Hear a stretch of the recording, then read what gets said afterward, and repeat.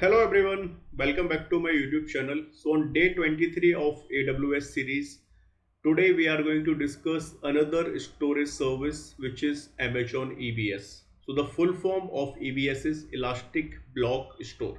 So let's understand in more detail.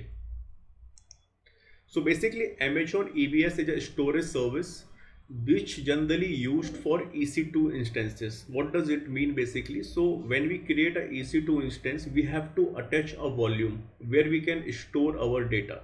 So whenever you create a EC2 instance, by default a single volume has been attached to your EC2 instance, because there we need to, like, during the launch of EC2 instance, it will automatically store all the system related or operating system related files on that particular drive or volume. So for example, you have hosted your application on EC2 instance. Now you want a persistent data for your application. So for that you can create a EBS volume and you can store all of your data. So in simple words, if I would say, it is something similar to a hard disk, or which, like, but it is on cloud. So like for our another example, like we use our local system on a day-to-day basis. Once we got to know, okay, our system drive is getting full, so what we generally do, we attach external hard disks or USB drives. So same concept here we have with EBS as well. It provides a block level storage, which means your data is stored in a chunks, just like a regular SSD or HDD. It store data even if you turn off your cloud computer. So maybe if you stop your EC2 instance, still it will store your data. So that is the good point with EBS. Suppose if you are going to delete your EBS instance, then this EBS volume will not be deleted unless you will go and manually remove it. How EBS work? So you create an EC2 instance, then you create an EBS volume, then you will attach that volume to your EC2 instance, and then you can use it as a normal hard disk or SSD. So there is one thing you have to keep in mind: when you create a EBS volume, the availability zone should be same for both EC2 instance and EBS volume. Otherwise you will not able to attach your EBS volume with your EC2 instance if they are on different availability zone. So there are different types, volume types available for different purpose. So the very first is general purpose, which is in short form we call it GP3 and GP2. These are the general purpose SSDs for our EC2 instance. It is good for most of the apps purpose basically. Then another EBS volume type we have IO2/IO1. This is generally used for high performance SSD for like databases where we need high performance basically. Then we have ST1 and SC1. These are the cheaper hard disk HDD options for large and infrequent data access. So we will see all these three options when we create EBS volume. Then another component we have as part of EBS, which is EBS snapshots. So basically these are the point in time backup for your EBS volume. They are stored in Amazon S3 bucket and can be used to create a new volume or restore existing one, providing a reliable backup solution. So basically snapshot is nothing, it's just like a backup of your volume which you have attached to your EC2 instance. So if you want to create a snapshot of your attached EC2 volume, then maybe in case if something goes wrong, you can reattach that volume to the EC2 instance, or you can basically create another EC2 instance from that snapshots. So this is the basically purpose of EBS snapshot. So these are the steps basically which we have to follow. So I will come to this slide little later. Let me go to my EC2 console, sorry, AWS console, and let's launch an EC2 instance, and then we will create a EBS volume. So I'm on my EC2 console. So let me first launch, sorry, not EC2, it's a AWS console. So let me launch an instance first.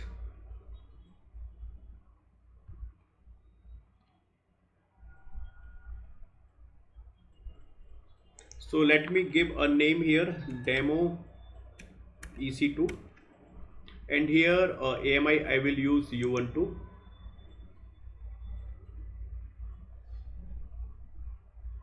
So here basically we are going to use a default VPC. If you want, you can create custom VPC as well. Oh, let me create a new keeper. I think I don't have this keeper in my local system. So let me give a test one. Okay. So in networking settings, we are using a default VPC. And now let me, okay, in subnet basically we will select one of the preference. So we will go with AP South 1A. So here only in this availability zone basically we will create our EC2 EBS volume. So let me select the availability zone here. Now let me hit on. So you can see one more thing. While we are creating or launching a EC2 instance, we got an option called configuration storage. So basically this is a volume which is by default attached, where our operating system related files will be stored. So let me click on launch instance first.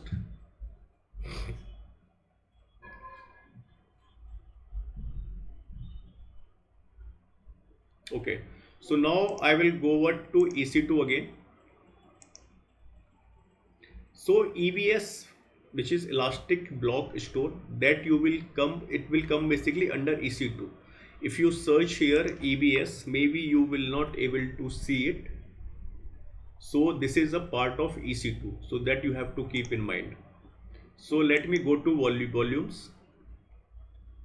So you can see there is one volume which is already attached to our EC2 instance. The size is 8 GB, which we have created during the setup of or launch of EC2 instance.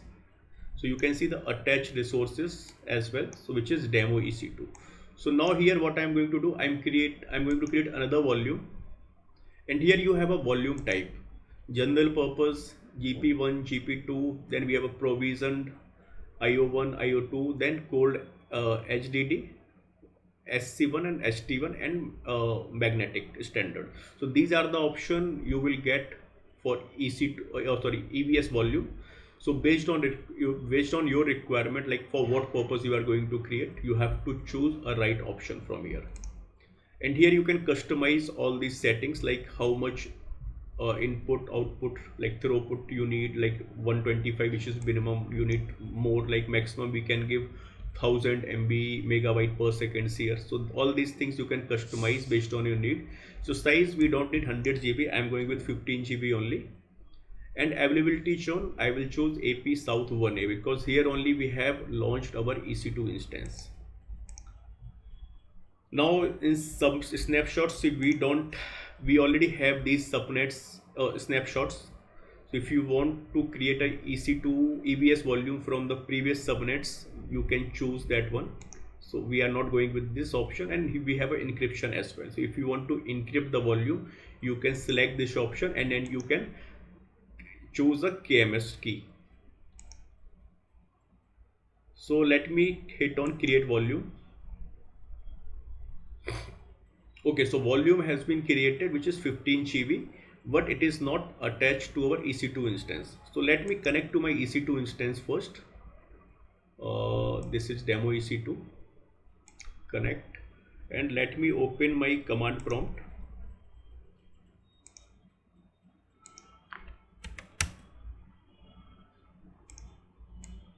So let me copy the command from here.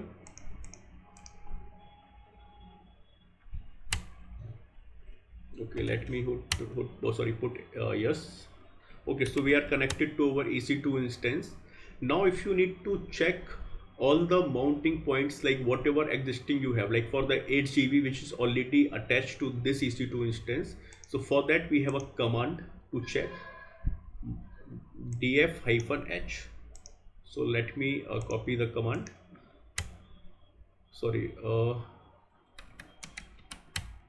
Okay, so if you can see here the size, not size basically, so we have to see which one. Okay, so I think the 26% dev root, which will be a mounting point, so we can also verify it. Let me go to our EBS volume, sorry, not EFS.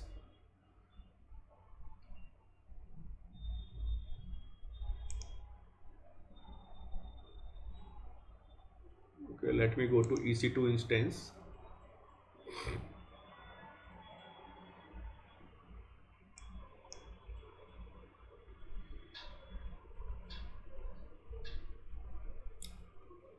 And here I'll go to volumes, and the 8 GB one, which is this one. So let me check for which name. Okay, slash dev slash SDA. So let me go back to my command prompt. So slash dev and slash SDA. Okay, so this is attached with this name, and here we are not able to see. Okay,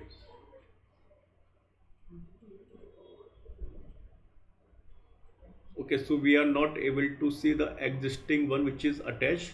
Okay, leave it. What we will do, we will attach our value which we have created. Let me check, let me see why it's not visible here. Maybe some different file system type was coming here. If I'll open this, so let's see details. So from this name only we are getting dev slash HTML. Okay, just leave it this one. What we will do, we will attach our volume which we have created. So let me go to volumes, and I will select a 15 GB one, and here I will go to action, and I will click on attach volume. So here I will choose my instance, which is demo EC2, and device name. So what name you want to give? So let me give slash dev slash HDE, and let me attach the volume. So still we will not able to see this volume because we have not created any mounting point. So if I'll rerun it, we will not able to see because we have not created the mounting point. So for that we have to create a mount point first. So let me go back to my PPT. So first what we will do, this is a blank volume, so we can format it. So let me copy it.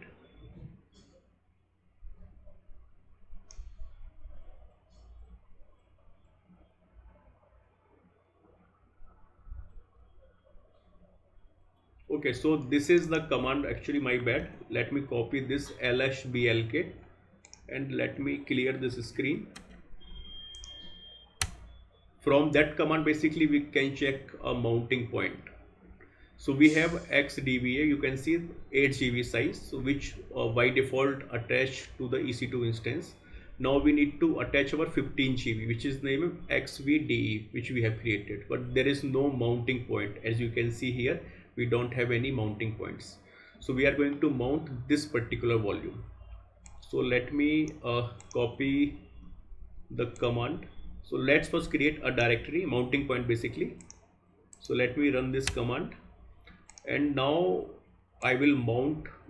So for that what we have to do, we have to just change the drive letter. So let me put it, write it here, and now I will change from XBDI to XBDE, which is our this one mounting point. So let me run it. Okay, so bed super block. Okay, first I think we need to format this. So let me run the format command.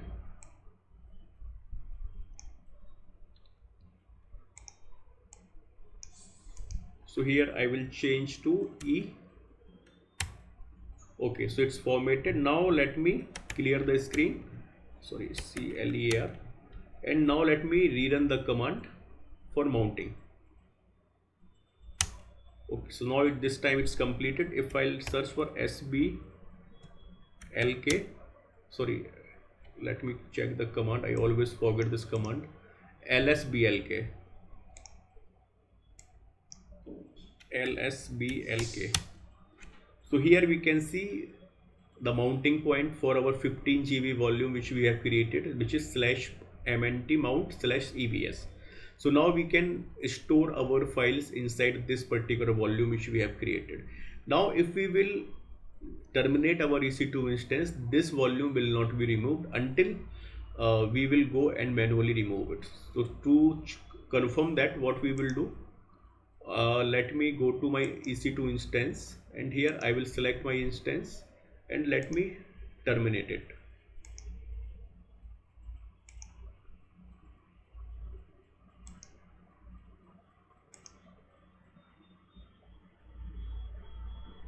So if I'll go back to my volumes, so here basically we will, the 8 GB will be removed automatically. Let me refresh it.